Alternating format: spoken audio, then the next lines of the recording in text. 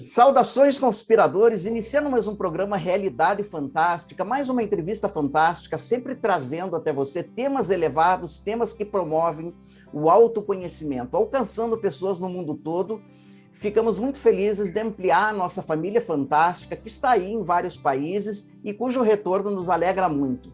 Hoje nós temos um convidado muito ilustre que vai nos falar de uma grande tradição espiritual, uma das maiores tradições espirituais da humanidade, que é a tradição Vedanta. Essa pessoa, para vocês terem ideia, ela é tão importante que eu vou ler aqui um pouquinho do currículo dela, que é o professor Jonas Macetti. Ele é carioca, ele começou a trilhar o caminho espiritual quando era um empresário bem-sucedido do mercado financeiro e trocou essa vida vitoriosa no trabalho por uma imersão espiritual que o tornou parte da tradição Vedanta da Índia. Ele é discípulo direto de Swami Dayananda Sarasvati, que foi um exitoso professor do Vedanta hindu, né? E o professor Jonas ensina Vedanta, sânscrito, mantras e outros temas relacionados à tradição védica, principalmente no Brasil, onde ele reside atualmente. As realizações do professor Jonas em Vedanta, para vocês terem ideia, pessoal, mereceram reconhecimento do governo da Índia, através do primeiro-ministro Narendra Modi, o qual reconheceu o professor Jonas como embaixador da cultura védica e do estudo da Bhagavad Gita no Brasil. O professor Jonas já alcançou a marca de 150 mil alunos em 7 anos de trabalho através do seu Instituto Vishvavidya. Então, para nós é uma grande honra recebê-lo aqui. Professor Jonas, muito obrigado por ter aceito o nosso convite.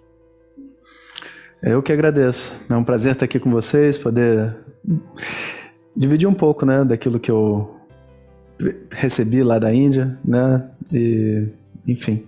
Então, estou pronto. Perfeito. Então, professor, acho que a primeira pergunta, que é muito interessante, é o seguinte: como de um empresário bem-sucedido, o senhor se converteu em um expoente da Vedanta, né? Fala um pouquinho da sua caminhada espiritual. Tá.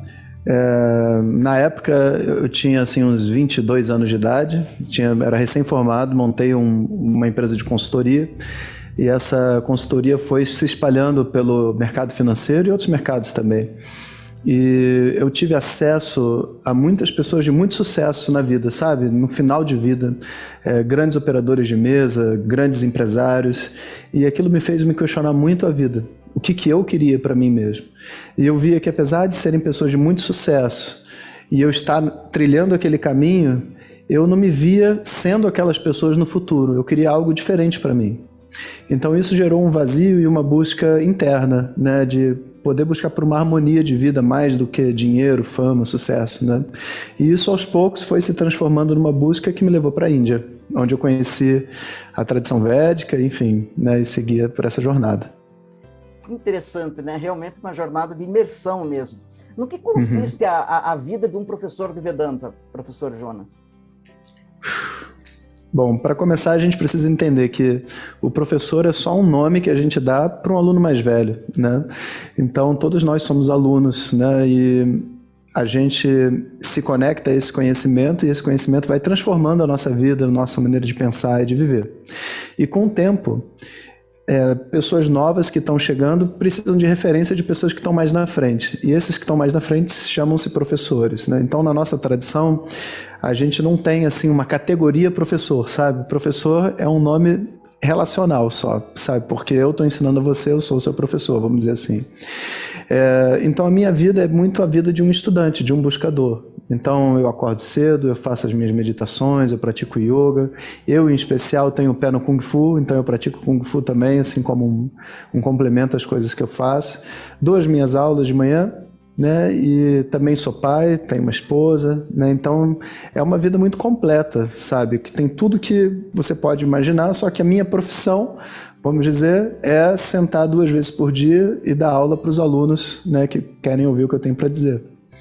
Que bacana, que interessante. Professor, o que é Vedanta e qual que é a conexão, né, da Vedanta com a história espiritual da humanidade? Olha, isso é uma boa pergunta que você fez, porque as pessoas confundem muito Vedanta com um culto, uma seita, uma religião, sabe? E, na verdade, a palavra Vedanta é a origem do termo autoconhecimento. A primeira vez que a palavra autoconhecimento aparece na história da humanidade é com esse termo Atma Gnanam, que é um termo que aparece dentro dos textos de Vedanta. Então, a ideia de que você deve virar a sua mente para dentro, né? Tanto que o símbolo é o olho ao contrário, né? Você virar a sua mente para dentro para poder estudar a si mesmo, para poder entrar em harmonia com o mundo, essa é, vamos dizer assim, a ideia primária do autoconhecimento. E nesses textos antigos de Vedanta, você encontra esses tipos de informação e ensinamentos, né? Então, Vedanta significa, Veda é conhecimento e Anta é final, querendo dizer que o autoconhecimento é o conhecimento final do ser humano. Que bacana. Professor, o senhor mantém um instituto, né? Vishvavidya, não sei se é assim que se pronuncia, o senhor me corrige. Qual que é a missão do instituto? Ok. Vishwavidya, né, assim que se fala, Vidya significa conhecimento e Vishwa é universal. Esse foi um nome dado pelo próprio Swami Dayananda, né, que foi o meu mestre, com o intuito de que esse conhecimento de Vedanta pudesse cruzar, né, os mares, estar aqui no Brasil e em outro ponto desse globo, abençoando as pessoas com um entendimento e um conhecimento que, na verdade, está além de qualquer cultura, né? Ele é um conhecimento da própria humanidade. Então, assim, enquanto instituto, né, nossa missão é poder disponibilizar esse conhecimento para o maior número de pessoas possíveis, né? E temos essa meta de poder formar novos professores ainda em vida, né? Que é um grande trabalho a se fazer. Agora, se a gente pensa do ponto de vista espiritual, todo mundo só tem uma única missão aqui, e essa missão é abençoar, né? Uma vez que a gente desobstrui os nossos canais, porque essa é a vida de um buscador, né? Se limpar de todas as nhacas dessa vida e da vida anterior, sabe? Quando você não tem nada obstruindo, você se torna um canal, né? E para essas forças do bem poderem abençoar as pessoas na medida que elas precisem, mereçam, querem, né? Com certeza, perfeito. Jonas, a gente sabe que você não representa uma escola específica do Vedanta, mas de acordo com os seus estudos, né? Qual que é a mensagem do Vedanta e que tipo de relação com Deus essa tradição estabelece? Que ótimo que você perguntou, porque se você pesquisar Vedanta no Google, né, você vai encontrar muitas coisas ao redor de Vedanta. E, de fato, Vedanta é uma única coisa, sabe? É um único conhecimento que tem como objetivo mostrar para você que você já é livre, você já é a felicidade que você busca. E, portanto, essa é uma mensagem que está muito além de religião, sabe? Claro que você, dentro do estudo de Vedanta, você vai estar conectado à tradição védica, e conectado à tradição védica você está conectado ao hinduísmo, e conectado ao hinduísmo você tem inúmeros grupos religiosos e tudo mais. Então é muito comum, se você está estudando Vedanta, às vezes você tem um símbolo para Deus que seja como se fosse o Ganesha, né, com cabeça de elefante. Mas é só um símbolo, não é o que é importante, sabe? O importante dentro dessa busca de autoconhecimento é o que o próprio nome diz, é o entendimento que você tem sobre aquilo que você é. Mas, na medida que esse conhecimento vai se aprofundando e você vai tentando entender a sua natureza, que está além da sua história, além dos seus karmas, além do seu propósito aqui dentro dessa terra, você descobre que não existe uma verdadeira separação entre o que é chamado da pessoa e o que é o divino, é a causa desse universo. Então a mensagem de Vedanta é essa igualdade, essa identidade entre a causa da criação e todos aqueles que estão dentro da criação, ou seja, entre o personagem do sonho e o sonhador. Puxa, que bonito, né? E que poético também esse caminho, né, professor? Professor, o senhor podia falar um pouquinho para nós de Sri Shankaracharya, né? Quem foram os principais mestres da Vedanta, né? E as suas contribuições para a tradição védica? Então, o Vedanta tem vários mestres, vários, na verdade, alunos proeminentes, né, que dedicaram a vida deles a essa tradição e que, devido ao papel que eles tiveram na manutenção dessa tradição, eles acabam se tornando símbolos para todos que estão estudando. Um deles é Shankaracharya. Acharya significa guia, né? E Shankara é o nome dele, é o nome de Shiva, né? Shankaracharya. E ele foi muito importante porque, apesar da pouca idade, ele foi responsável por reviver essa tradição numa época onde ela estava se perdendo, onde tudo que se falava sobre autoconhecimento era meditação, eram rituais. Ele falou, não, gente, olha só, ritual, meditação, produz experiência. E aqui a gente está falando de conhecimento, um entendimento sobre você. sabe? Talvez aquilo que possa sair de qualquer experiência e viajar com você. E dentro dessa defesa do conhecimento, ele fez uma coisa que foi muito importante, ele foi o primeiro a registrar as aulas. Então, você imagina assim, se você tivesse um gravador e pudesse gravar todos os mestres dando aulas, ia ser uma coisa incrível, né? Então, na época dele, ele pegou a época da escrita e ele foi o primeiro mestre que se deu ao trabalho de escrever as aulas de todos os textos que ele teve. Então, nós hoje podemos estudar as aulas que Shankara deu ou que Shankara recebeu, porque é a mesma coisa, né? Então, esse é um professor muito importante na tradição. Então, a gente não se perde. A gente pode dizer assim, olha, pelo menos de Shankara para cá, você tem certeza que o conhecimento não se perdeu, porque a gente lê a aula que ele deu, né? E óbvio, né? Se a gente faz isso hoje, obviamente de Shankara para trás também era a mesma coisa. A gente teve um outro mestre muito importante chamado Vedavyasa, né, que o nome dele é Vyasa e a gente põe esse Veda na frente porque ele foi o responsável por pegar todo esse conhecimento védico, né, dos Vedas, que eram feitos basicamente de uma combinação de versos recebidos em estado meditativo, né, que é um ato comum dentro da espiritualidade, né, os mestres receberem versos, músicas, cantos, e ele pega e divide esses versos todos em grupos para que as pessoas pudessem memorizar os versos e seguir em frente. Porque se você tivesse que memorizar tudo, com uma boa cabeça, levava 20, 30 anos. Então, depois que ele dividiu em 4, cada grupo desse leva mais ou menos 11 anos para você decorar, e é o que é chamado hoje dos 4 Vedas, que na verdade são um único Veda, que Vedavyasa dividiu em 4 grupos, né? E assim como esses 2 mestres, muitos outros contribuíram para essa tradição. Recentemente a gente teve Ramana Maharishi, né, que foi um grande sábio lá de Arunachala, que ele traz assim uma simplicidade de um questionamento, sabe? Ele meio que revive uma ideia de um conhecimento menos seco e duro por uma coisa mais fluida, sabe? Onde você questiona, você discute, você pergunta quem sou eu, e obviamente você não vai fechar os olhos e falar quem sou eu, porque ninguém vai descobrir nada assim, mas no momento onde você estimula as pessoas ao questionamento e mostra para elas que, olha, para você obter conhecimento, você precisa questionar, você precisa discutir, ele deu uma contribuição muito importante, além de todos os versos que ele escreveu. E a gente teve ainda o Swami Dayananda, com quem eu estudei, que foram os responsáveis por trazer o conhecimento nessas últimas, sei lá, de 100 anos para cá, dos Himalaias para o mundo. Porque até então esse conhecimento só era ensinado em sânscrito, nesse ambiente chamado Himalaias. Aí eles tiraram e começaram a ensinar inglês para as pessoas, e também estrangeiros. Então eles foram assim os responsáveis por hoje eu estar aqui sentado, podendo dar essa aula, né? Então esses são alguns mestres para a gente conhecer. Inclusive, ó, Shankara está aqui, tá vendo? Uhum. Vyasa está aqui. E aqui está o Swami Dayananda.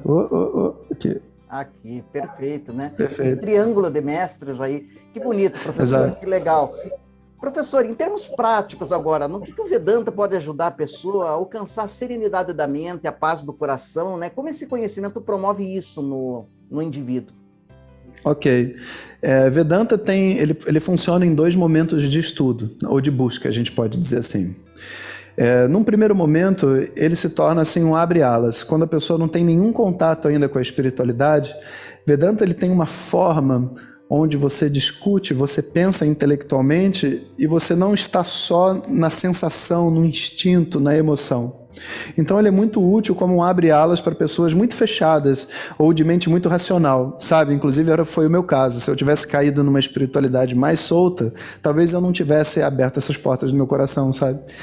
E depois que passa essa fase, em um segundo momento, Vedanta se torna uma ferramenta de um mergulho profundo, onde você já não tem mais como separar o intelectual do emocional, do espiritual, onde você, como uma pessoa única, né, precisa encontrar aquilo que você é dentro da sua história. E a forma como Vedanta funciona é através de palestras.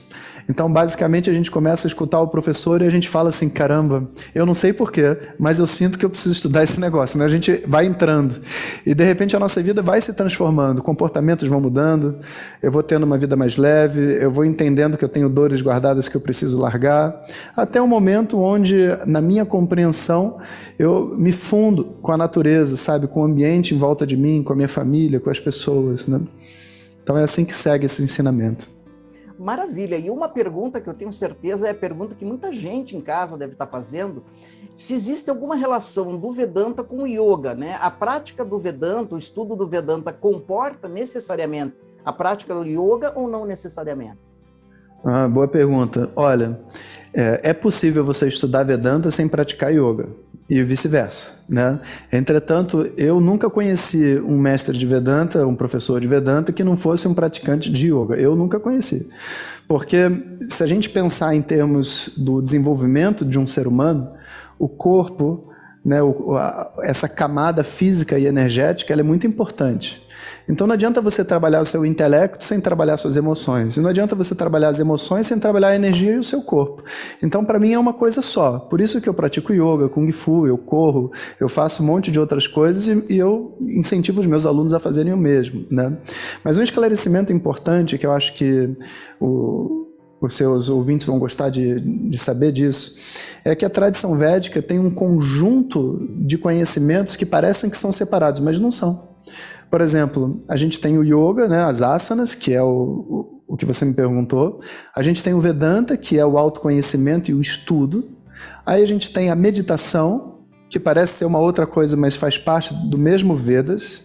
Aí a gente tem a astrologia, inclusive toda a astrologia ocidental, os signos, todos eles, são com os nomes védicos, né? Rishabha, Touro, é dali que vem, sabe? Então, tudo que a gente conhece de astrologia vem dos Vedas.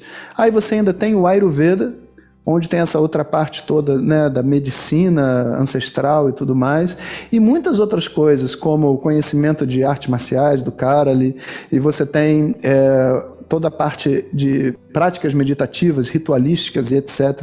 Então é um conjunto muito grande de conhecimento que a gente chama de Vedas, né? Vedanta é uma pequena fatia desse bolo que fala sobre a felicidade não vai ser adquirida externamente, você vai ter que mergulhar internamente, vamos estudar, né? Então esse é o meu tema, mas os Vedas são uma coisa muito ampla, né? Que bacana, né? Que tesouro de tradição. E, professor, uma outra pergunta que a gente já pode pôr a reboque dessa é se, para praticar Vedanta, ou estudar e praticar, né? Porque se estuda sem prática, né? Mas comporta necessariamente abraçar o hinduísmo ou não necessariamente também? Graças a Deus não, sabe? Porque hoje em dia, então, que existem tantas questões religiosas difíceis acontecendo no mundo, sabe? É muito chato você ter que falar de autoconhecimento e a pessoa ter que engolir uma nova religião e uma nova cultura, sabe? E nós brasileiros, principalmente, que já fomos tanto abordados por diferentes religiões, grupos invadidos pela Europa, por diversos países, né? Quando a gente escuta que espiritualidade não tem, entre aspas, nada a ver com religião num primeiro momento, sabe, é uma coisa muito importante, sabe. Num segundo momento, eu diria que você se torna mais religioso, seja lá qual for o caminho que você queira seguir. Então, nas minhas turmas eu tenho judeu, muçulmano, católico, agnóstico, hindu, todos os tipos de caminhos, umbandista, candomblé, medicinas da floresta, todos os grupos, porque a verdade é que se Deus não tem forma, sabe, se a nossa proposta não é estabelecer uma forma para Deus ou um intermediário entre você e Deus, sabe, então na verdade a gente está falando de algo que antecede religiões, sabe?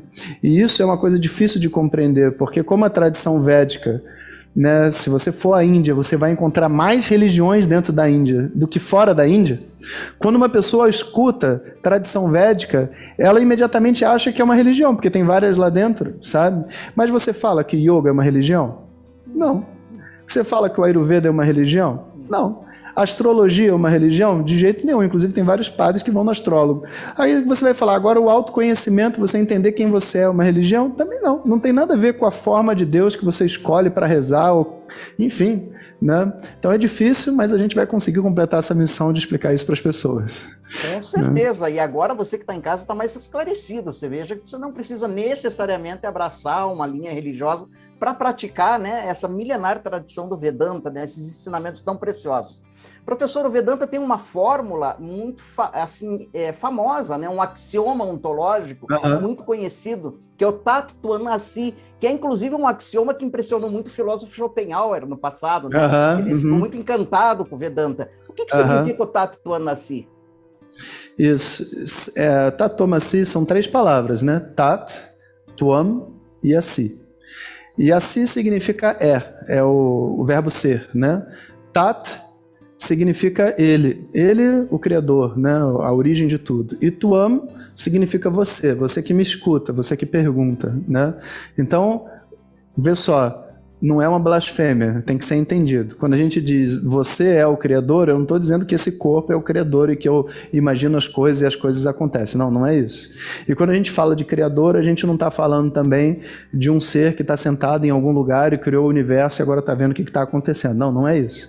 Existe um mergulho que eu preciso fazer no meu entendimento do que é Deus e no meu entendimento do que eu sou.